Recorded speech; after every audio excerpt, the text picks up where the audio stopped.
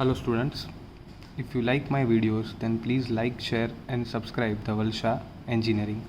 आज हम देखने वाले हैं एस्टिमेटिंग कॉस्टिंग एंड कॉन्ट्रैक्टिंग की जो diploma 5th semester mechanical engineering का सब्जेक्ट है उसका chapter 1 that is introduction of estimating costing and contracting. तो सबसे पहले बात करते हैं एस्टिमेटिंग की। स्टूडेंट, एस्टिमेटिंग का मतलब क्या होता है? एस्टिमेटिंग का जो मतलब होता है that is it is a theoretical value. वो एक थियोरेटिकल वैल्यू है जो खर्च अभी तक हुआ नहीं है, आपने जस्ट सोचा है, उसको हम एस्टिमेट बोलते हैं। क्योंकि वो जो पैसे है वो अभी आपके जेब में ही है, वो अभी तक आपने एक्सपेंस नहीं किए है, राइट स्टूडेंट्स? तो उसको हम क्या बोलते हैं? उसको हम बोलते हैं एस्टिमेटिंग बोलते हैं। जो theoretical value, it is just like a budget, कि हम एक सोच रहे हैं कि इतने पैसे हैं और ये हम ये डिपार्टमेंट में इतने पैसे जो है वो हम खर्च करने वाले, जो ऑन रियलिटी में अभी तक हमने खर्च नहीं किए है। सेकेंड वर्ड जो है दैट इज़ कॉस्टिंग। कॉस्टिंग का मतलब अभी स्टूडेंट्स क्या होता है? कॉस्टिंग का मतलब होता है कि जो थियोरेटिकल वैल्यू आपने सोची थी उसको जब आप प्रैक्टिकल बेस पे खर्च करोगे, जब आप उसको प्रैक्टिकल बेस पे जाके खर्च करोगे, मतलब जो आपने ड्यूरिंग का एस्टिमेटिंग सोचा था कि ये जो रुपए है हम यहाँ पे एक्सपेंड करने वाले हैं, ये जो रुपए हम ये डिपार्टमेंट में एक्सपेंड करेंगे, तो वो जो रुपीस आप जहाँ पे खर्च कर रहे हो उसको हम बोलेंगे कॉस्टिंग, राइट? तो कॉस्टिंग में क्या होता है स्टूडेंट्स? कॉस्टिंग में ये होता है कि जो खर्च आपने सोचा था कि ड्यूरिंग का एस्टिमेट हम ये एक्सपेंस करेंगे, अब वो ऑन रियलिटी बेसिस पे आपको एक्सपेंड करने पड़ेंगे, तो उसको हम बोलते हैं कॉस्टिंग। मतलब कॉस्टिंग में क्या होगा, आप परचेस कर रहे हो या फिर सेल कर रहे हो, कुछ भी काम आप कर रहे हो, आपको ऑन रियलिटी बेसिस पे वो जो पेमेंट है वो आपको करना पड़ेगा, either in the form of hard money या फिर डिजिटल पेमेंट के मोड से भी आपको उसको पेमेंट करना पड़ेगा, तो उसको हम बोलते हैं कॉस्टिंग। और जो थर्ड टर्म है दैट इज़ कॉन्ट्रैक्टिंग। तो स्टूडेंट्स, अभी कॉन्ट्रैक्टिंग का मतलब क्या होता है? कॉन्ट्रैक्टिंग का मतलब होता है it is a legal document, it is a legal document between two organization और टू पार्टीज़। मतलब कि जब भी कोई पार्टीज़ होती है, जो ऑर्गेनाइजेशंस होती है या फिर कंपनी होती है, वो एक दूसरे के साथ जो कोई भी डील करती है, तो ड्यूरिंग दिस जो लीगल डॉक्यूमेंट होता है, जो लीगल प्रोसीजर होती है, उसको हम कॉन्ट्रैक्ट बोलते हैं, राइट स्टूडेंट्स?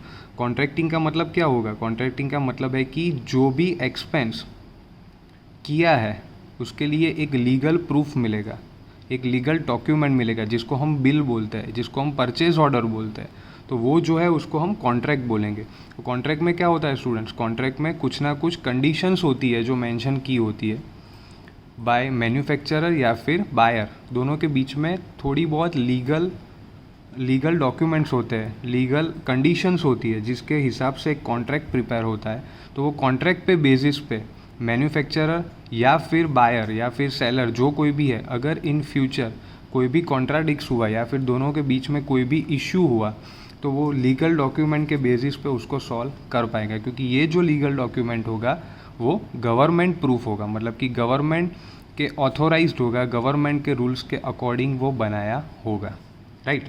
तो नेक्स्ट टॉपिक जो है students that is cost element.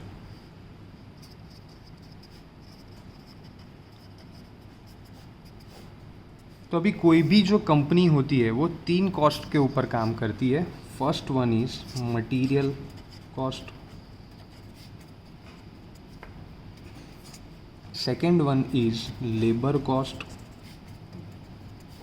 And third one is overhead cost.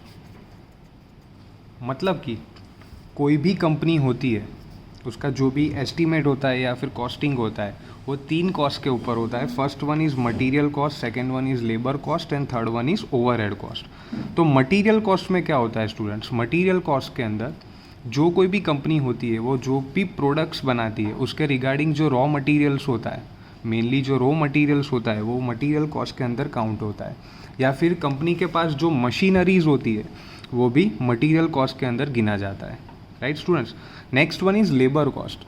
तो लेबर कॉस्ट में स्टूडेंट्स क्या होता है कि खुद की कंपनी हो या फिर किसी और की कंपनी हो, कंपनी के अंदर जो कोई भी पर्सन्स है, जो पीपल है, जो काम कर रहे हैं वहाँ पे, वो फिर इंजीनियर्स हो, हेल्पर हो, टेक्नीशियन हो, स्वीपर हो, एडमिन ऑफिस के स्टाफ हो, क्लरिकल वर्क करते हो, जो कोई भी हो, तो वो जो कोई भी काम करते हैं वहाँ पे उसको हम लेबर कॉस्ट बोलते हैं। तो लेबर का मतलब क्या हुआ, जो बंदे या फिर बंदियाँ जो हमारी कंपनी में काम कर रहे हैं उसको हम लेबर कॉस्ट बोलते हैं।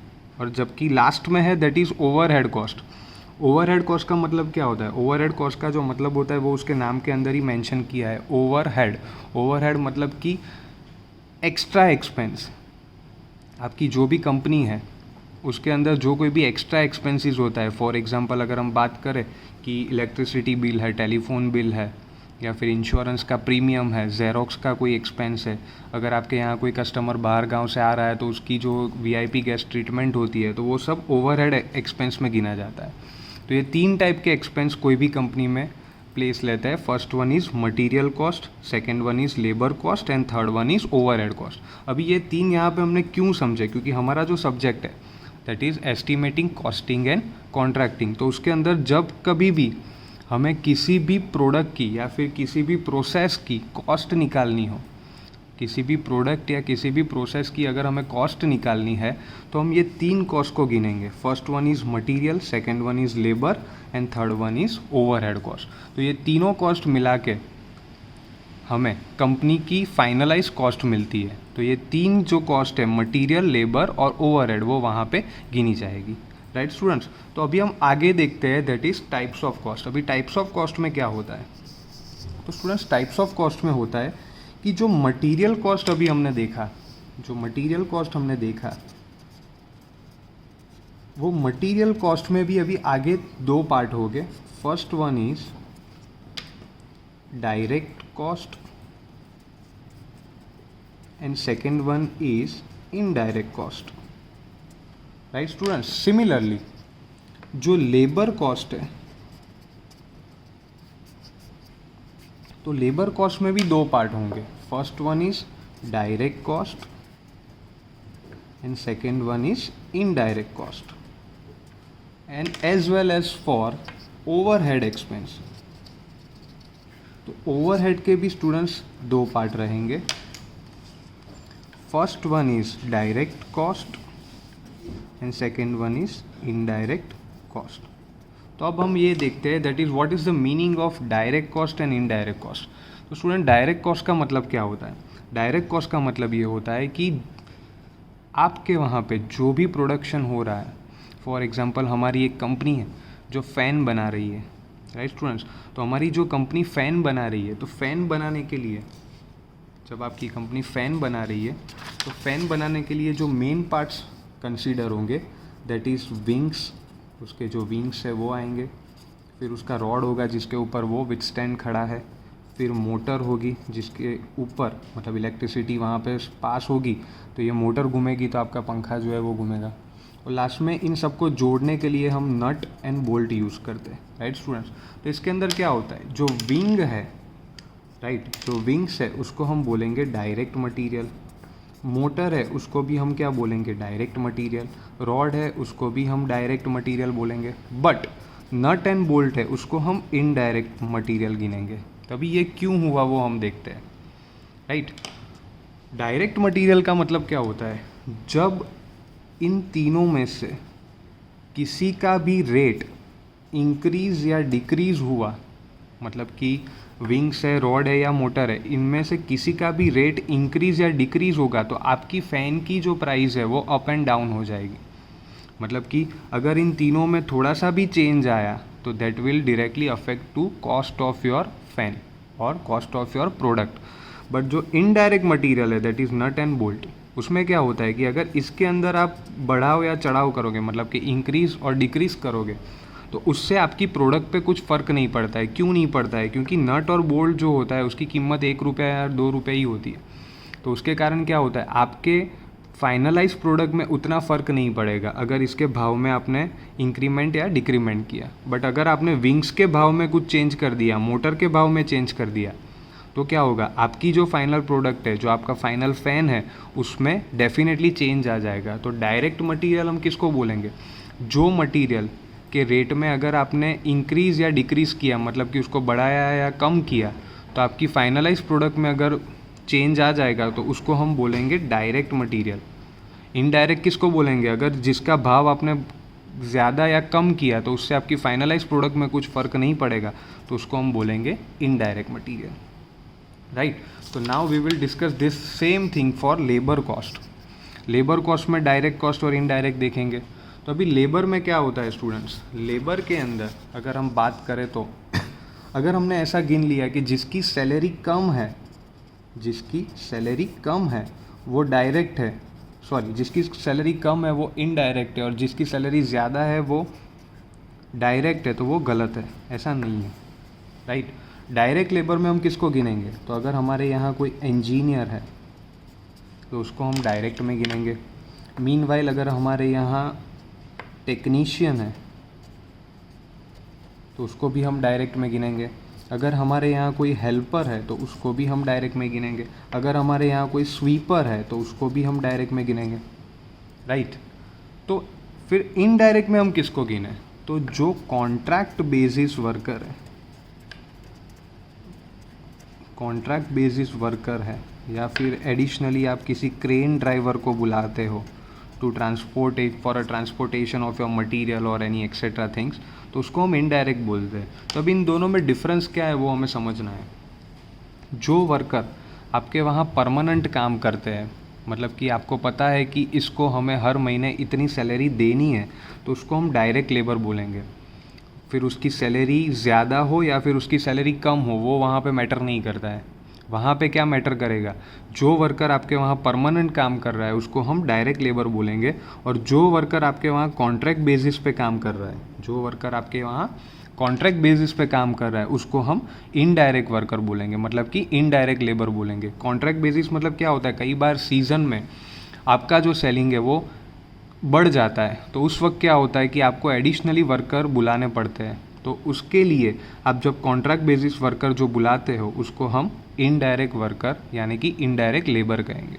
तो डायरेक्ट और इनडायरेक्ट में क्या डिफरेंस है, डायरेक्ट लेबर जो आपके वहाँ काम कर रहे हैं वो परमानेंट है, जबकि इनडायरेक्ट आपके वहाँ जो काम कर रहे हैं वो कॉन्ट्रैक्ट बेसिस वर्कर रहते हैं। तो सिमिलरली अब हम देखेंगे that is overhead direct and indirect. तो स्टूडेंट्स डायरेक्ट ओवरहेड हम किसको गिनेंगे, तो जो इलेक्ट्रिसिटी बिल आपके वहाँ आता है, राइट। तो डायरेक्ट ओवरहेड की अगर बात करें